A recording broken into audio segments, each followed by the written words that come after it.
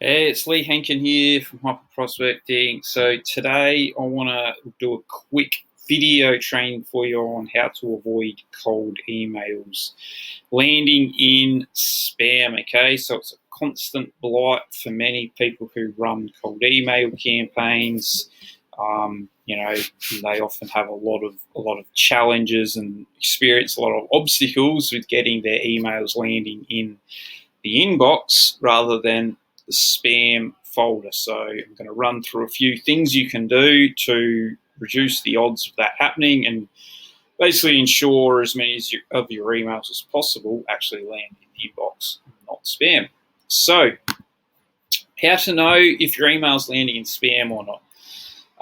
The biggest indicator is going to be your open rates. Okay, so in my experience, if your email open rates are like consistently lower than 20%, 15, 10, they're probably landing in spam. Okay, that's, if you see kind of over a week that it's just, not getting above 20, it's probably because they're in spam. Okay. And if they're above 20%, so, 20, 30, 40, blah, blah, then basically all that means is you just got to work a bit more on your subject lines, kind of just boost that up because they're probably actually landing in the inbox or at least not landing in spam. But you just need to improve your subject line. So really the biggest indicator is going to be that consistently noticing that they're below 20%.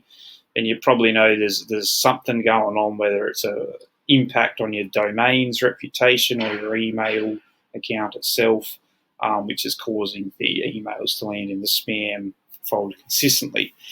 The other way you can do it, you can also use tools like Block Apps, for example, and some other third-party tools. I personally very rarely use these, purely just because the email open rates, time and time again, that's never failed me, basically, at least in being able to determine whether they're ending in spam or not.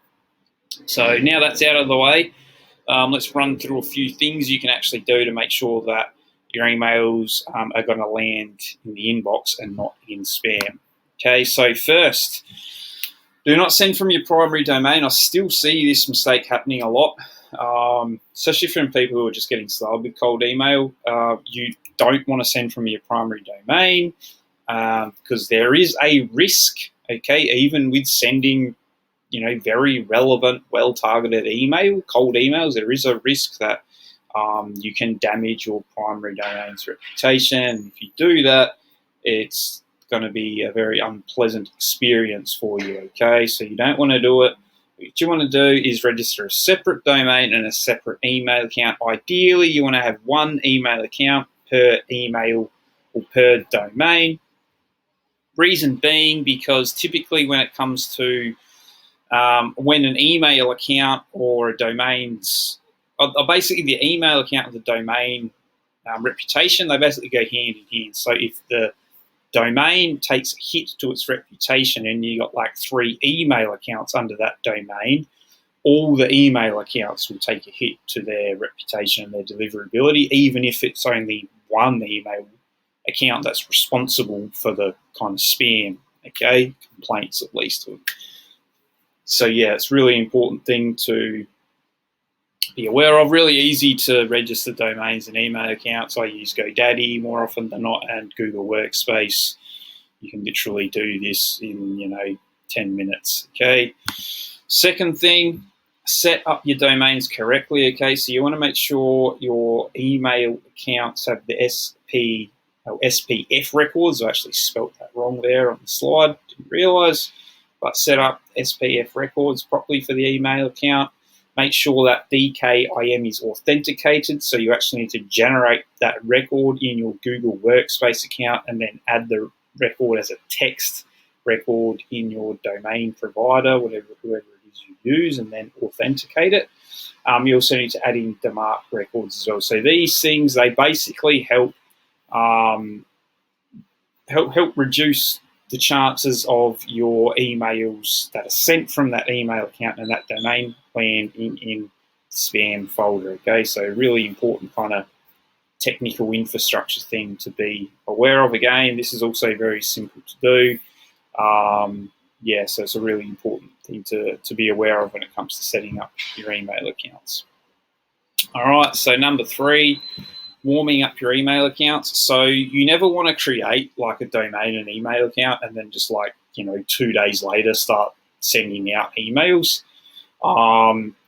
Because basically the way it works, a lot of the email servers like Google servers and whatnot, they basically, for brand new email accounts, they just don't have like a good reputation to start off with. Like the reputation kind of builds up over time and with kind of engagement of the emails you send. So that's why you need to really warm up your email accounts for a minimum of 14 days, okay?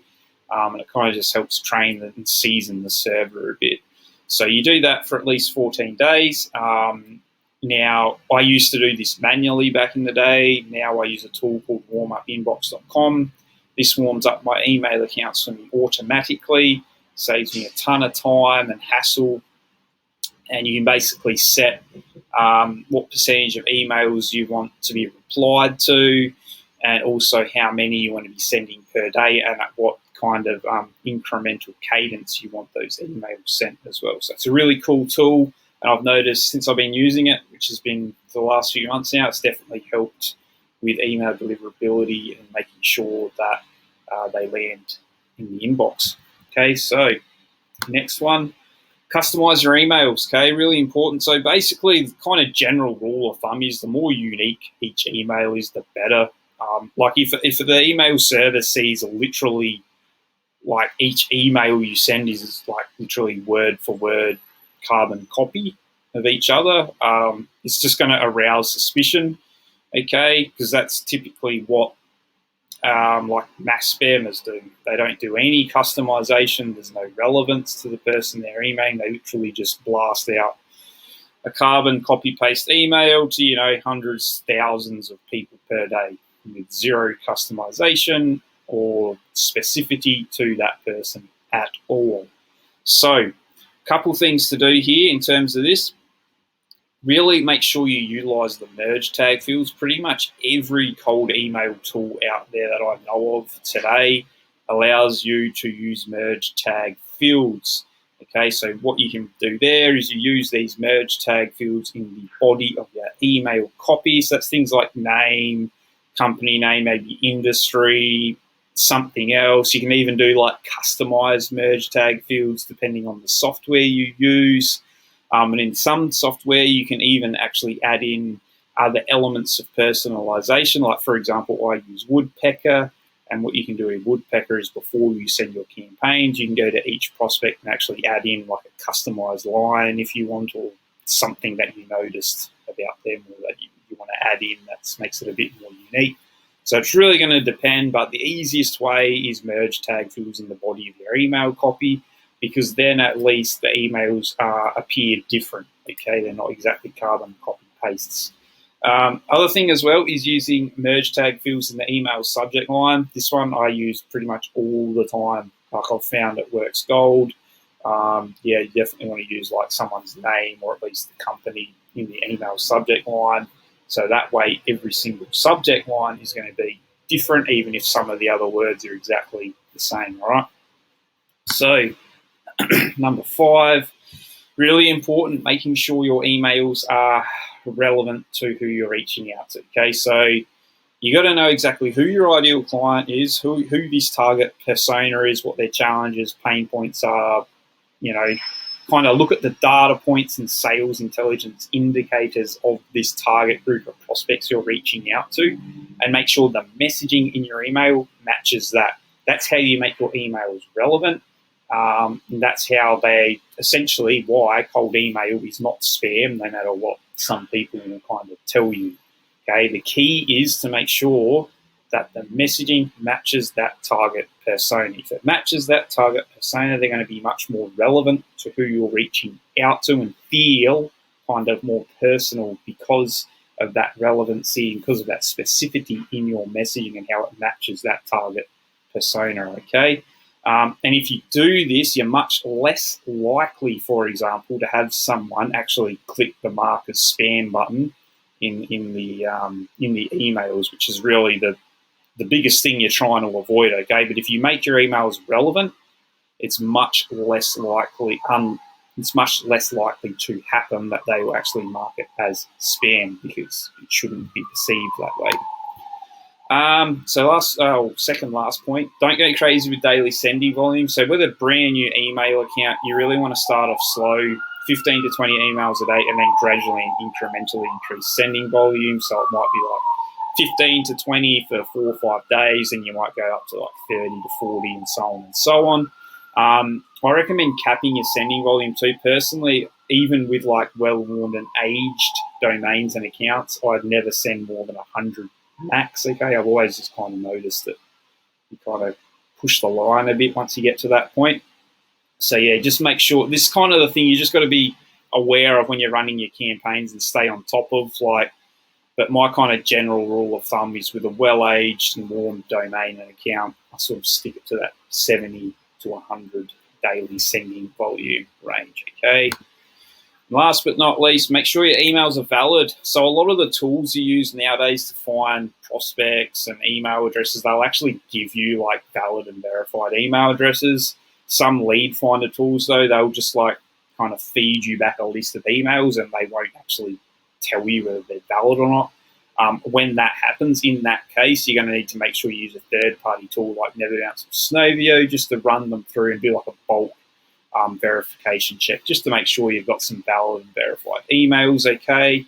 The reason why you want to do that is because if you just like send out a bunch of emails to unknown email addresses or too many catch-all, your bounce rate's going to increase. And when the bounce rate increases and gets too high, email servers will think, you know, something funny is going on, and basically it's going to affect your deliverability and your ability to actually land in the inbox. That's really why you want to make sure you're using valid and verified email addresses. Last point here too, you can use catch-all emails as well. This is a question I get asked a lot from people. Main thing is that when you use catch-all emails is to mix them in with another list of valid and verified emails, rather than just upload like, 200 catch-all emails in the one file. Because in my experience with catch-all, you're probably going to find like 80% are deliverable, and then maybe 15-20% aren't deliverable. So if you mix them in with valid and verified email addresses, it kind of balances out the potential bounce rate you're going to experience, which then helps with your deliverability. That's pretty much it. Hopefully that was helpful to you all in regards to, avoiding spam filters and landing in the inbox with your cold emails. So obviously this was kind of a broad and overview, okay? It would take a long time to kind of dive into all the specifics for each area I covered. But if you do want more detailed and specific insights into deliverability, the cold email lead generation in general, take a look at my B2B Prospecting Academy training program. And if you even want personal one-on help from me, book a call to see how, I can help you with your cold email campaigns. And that's about it. Otherwise, thank you for watching, and I'll see you on the next video. Bye.